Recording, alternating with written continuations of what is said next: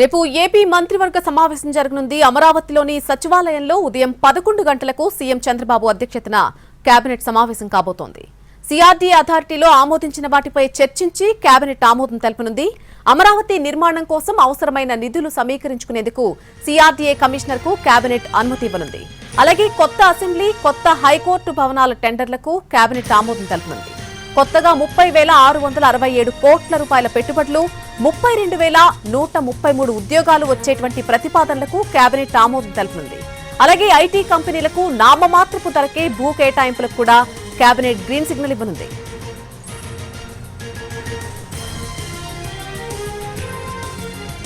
రేపటి కేబినెట్ సమావేశంలో మంత్రుల పేషీలపై నిఘా అంశం చర్చించే అవకాశం కూడా కనిపిస్తోంది. కొందరు మంత్రుల ఓఎస్డీలు, పీఏలు, పీఎస్లపై అవినీతి ఆరోపణలు వస్తున్నాయి. దీనిని ముఖ్యమంత్రి చంద్రబాబు తీవ్రంగా పరిగణిస్తున్నారు. ఇప్పటికే కొన్ని సందర్భాల్లో మంత్రులను హెచ్చరించారు సీఎం చంద్రబాబు.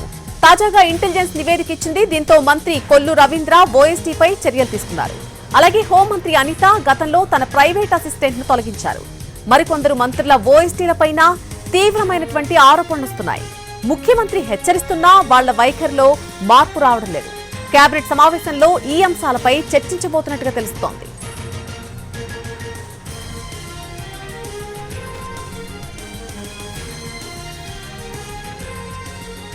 రేపు ఏపీ మంత్రివర్గ సమావేశం జరగనుంది. అమరావతిలోని సచివాలయంలో ఉదయం 11 గంటలకు సీఎం చంద్రబాబు అధ్యక్షతన ఈ కేబినెట్ సమావేశం కాబోతోంది.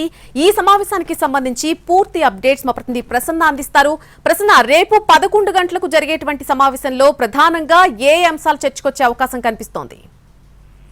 మళ్ళీ రేపు ఏపీ కేబినెట్ సమావేశం జరుగుతుంది. ఏపీ కేబినెట్ సమావేశంలో ప్రధానంగా ఎస్ఐపిబి ఆమోదించిన ప్రతిపాదనకు సంబంధించి స్టేట్ ఇన్వెస్ట్మెంట్ ప్రమోషన్ బోర్డు ప్రతిపాదనకు కేబినెట్ ఆమోదం ఒక కోట్ల ప్రతిపాదనలు వచ్చి అందులో 30,000కు పైగా ఉద్యోగాలు వచ్చే పరిస్థితి కనిపిస్తుంది. కాబట్టి దానికి సంబంధించి ఆమోదం వస్తుంది. దీంతో పాటు కొత్త అసెంబ్లీ, హైకోర్టు నిర్మాణాలకు సంబంధించి కూడా కేబినెట్ లో చర్చించి నిర్ణయం తీసుకునే అవకాశం అయితే కనిపిస్తుంది. సిఆర్డీఏ అథారిటీ ఇచ్చిన సూచనలకు సంబంధించి సిఆర్డీఏ కమిషనర్ కు పూర్తి బాధ్యతలు అప్పగిస్తూ కూడా నిర్ణయం తీసుకున్నారు. దానికి సంబంధించి కూడా కేబినెట్ ఆమోదం తెలుపుతుంది. ఎందుకంటే కేబినెట్ ఆమోదించిన తర్వాత సిఆర్డీఏ పనులు రాష్ట్రానికి సంబంధించిన నిర్మాణాలు కానీ ఇతరత్ర కార్యక్రమాలన్నీ కూడా ముందుకెళ్లాల్సిన పరిస్థితి ఉంది. కాబట్టి దానికి కూడా కేబినెట్ ఆమోదించి కీలక నిర్ణయాలు తీసుకునే అవకాశం కనిపిస్తోంది.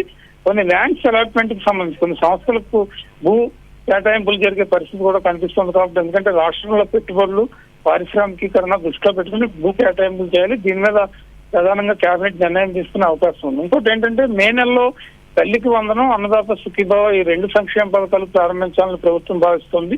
ఇప్పటికే చాలా సార్లు ముఖ్యమంత్రి చంద్రబాబు కూడా ప్రకటించారు మే నెలలో తల్లికి వందనం కార్యక్రమం ఉంటుందని. దానికి సంబంధించిన విధి విధానాలు కూడా కేబినెట్ లో చర్చకొచ్చే అవకాశం కనిపిస్తోంది. ఇక కేబినెట్ సమావేశం తర్వాత ముఖ్యంగా ఈ మంత్రుల పిఏలు, పిఎస్లకు సంబంధించి ప్రధానంగా చర్చ జరిగే పరిస్థితి ఉంది. ఎందుకంటే ఇప్పటికే కొంతమంది మంత్రుల పిఎస్లు, ఓఎస్డీల మీద అనేక రకాలైన విమర్శలు, ఆరోపణలు వస్తున్నాయి. వీటన్నిటికి సంబంధించి ముఖ్యమంత్రి ఇప్పటికే చాలా సార్లు చెప్పున్నారు.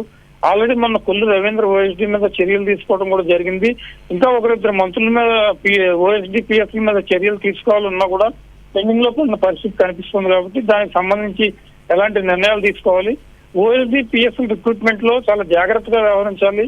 చూసి ఉన్నట్టు వ్యవహరిస్తే కనుక ప్రభుత్వానికి చెడ్డ పేరు వచ్చే అవకాశం ఉంది అని మంత్రులకు సీఎం చెప్పే అవకాశం ఉంది. కాబట్టి కేబినెట్ ఎజెండా మొత్తం పూర్తయిన తర్వాత ఈ సబ్జెక్ట్ మీద 1 గంట పాటు ముఖ్యమంత్రి చర్చించే అవకాశం కనిపిస్తోంది. దీంతో పాటు తాజా రాజకీయ పరిణామాలు, ఈ గోశాలకు సంబంధించిన ప్రచారం ఇవన్నీ కూడా తిప్పికొట్టాలనే యాంగిల్లో కూడా కేబినెట్ తర్వాత చర్చించే అవకాశం అయితే మనకు ఉంది.